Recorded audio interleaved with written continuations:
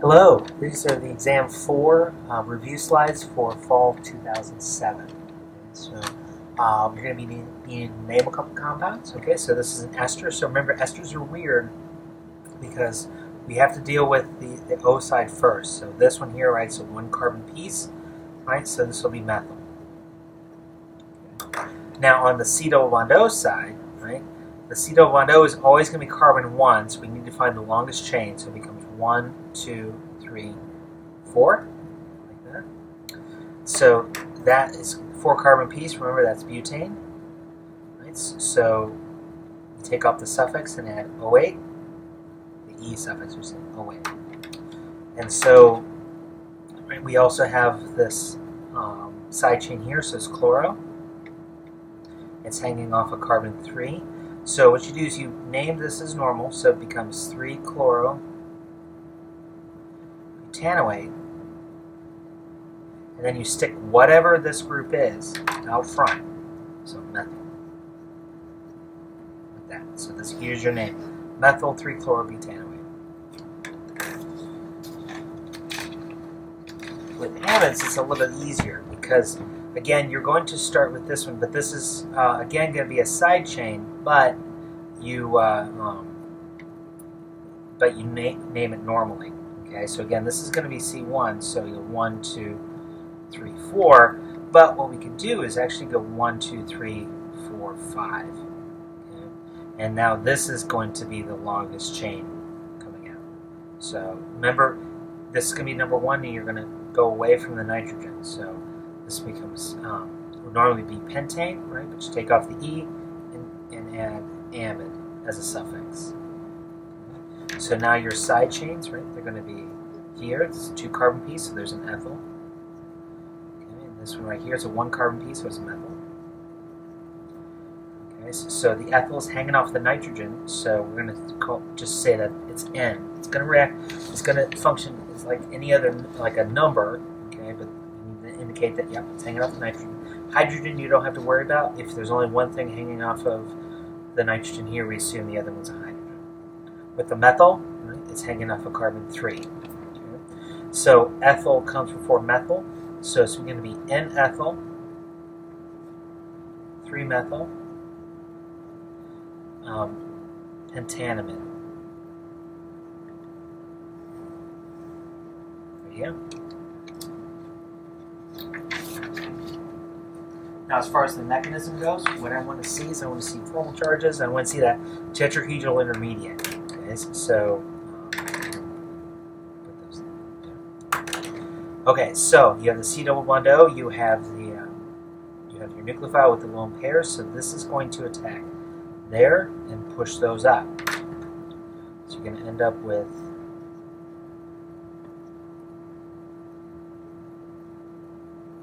so that oxygen is going to get going to turn this bond into a new set of lone pairs. You didn't do anything with the chlorine yet, so it's unchanged. And then the oxygen, all we've done is made a bond between this oxygen and that carbon. All the rest of it's unchanged. Now, this is the tetrahedral intermediate, so we need to collapse this down and then kick away the leaving group like this. Ooh, there's a positive charge there.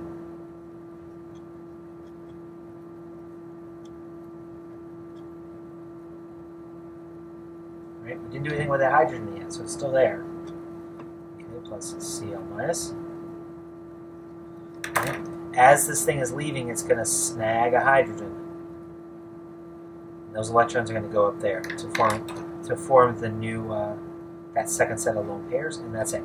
That's how they all work. We're going to see this. And it's the end of the semester. You guys should be able to do a good mechanism. Now, for these next few reactions, okay, reactions to know, right? So with that, so you need to know this list. Acid chloride's the most reactive, then anhydride, thioester, ester, and amide. Okay, so you can go from acid chloride to ester, but you can't go from ester back up to thioester. It's not going to work. Okay. So that's all that we're saying here, right? So for amide, you can make it from anything. Right? Again, it's going to go here, up, down, kick away, right? And And as that's leaving, it's going to take a hydrogen. Right? That's all this is saying. Now, the weird one is going to be the carboxylic acid, or it was the anhydride. You can either go from the carboxylate or the OH. It doesn't really matter here. Right? But again, it's going to go here, up, down, kick away. And so this whole group replaces that the chlorine, right? You're making a bond between that oxygen and that chlorine, and everything else comes with it. Okay. Now, how do we make the acid chloride? It's using thionyl chloride, SOCl2. That converts OHs into Cls. That's all it does. Now, for these, right? So the LDA. Right, so what we're doing here is, right? We're taking off. This will come in and take those hydrogens, put those electrons there.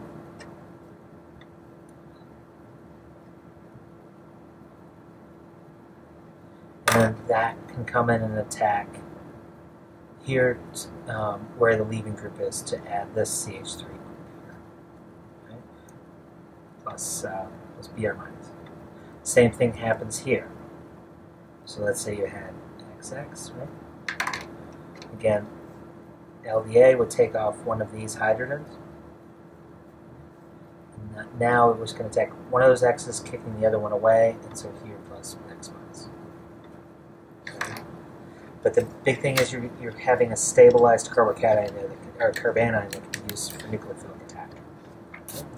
So if we look at this one, so we have the C double bond O here with a good leaving group. We have a nucleophile here.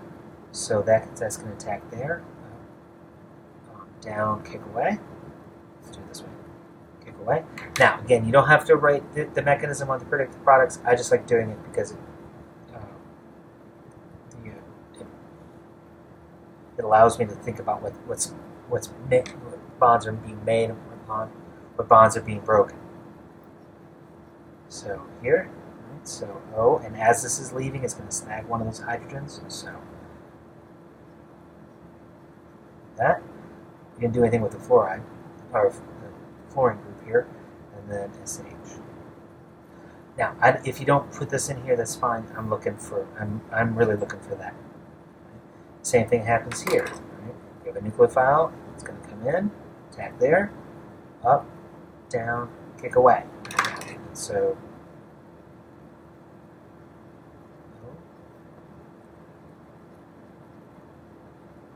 you're going to have this mixed anhydride plus, actually this is Cl minus because there's no OH to get rid of. So there you go. Now for this, right, so you're going to start with diethylmalonate. You're going to have one that starts with diethylmalonate. You're going to have another one that starts with acetoacetate, but they all work exactly the same. Okay, so, right, so you have a carboxylic acid here, so these two carbons here are actually going to be these two carbons here. Okay? So what you need, okay, is you need a one carbon piece, right, and a two carbon piece. So you go through this process the exact same way for all of these. Okay? So again, we're going to take the hydrogen. Again, you don't have to draw the mechanism, but sometimes it helps to keep things organized. So you add sodium methoxide. Right?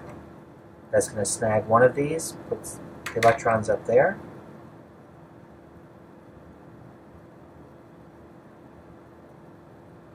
You have a hydrogen with lone pairs up here. And so let's say we put on the two carbon piece here. You know, we're going to say, okay, we're going to go to the shelf and get the bromide, okay, the ethyl bromide. So that's going to attack there, kick that away. So you're going to end up with and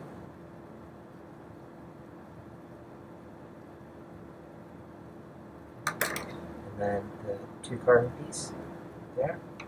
So now, right, again, you're going to sodium ethoxide again. That's going to attack that hydrogen. Put those electrons up. It's no worse, no different than what we're doing here. So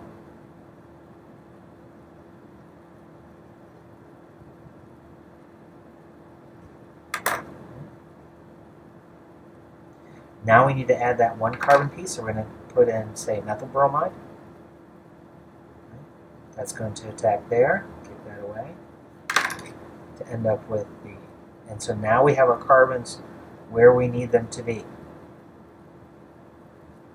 So we have a 2 carbon piece and a 1 carbon piece.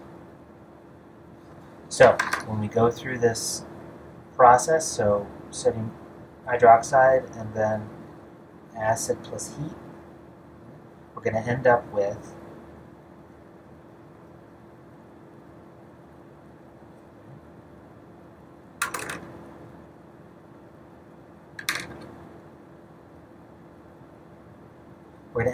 that, which is exactly the same as this.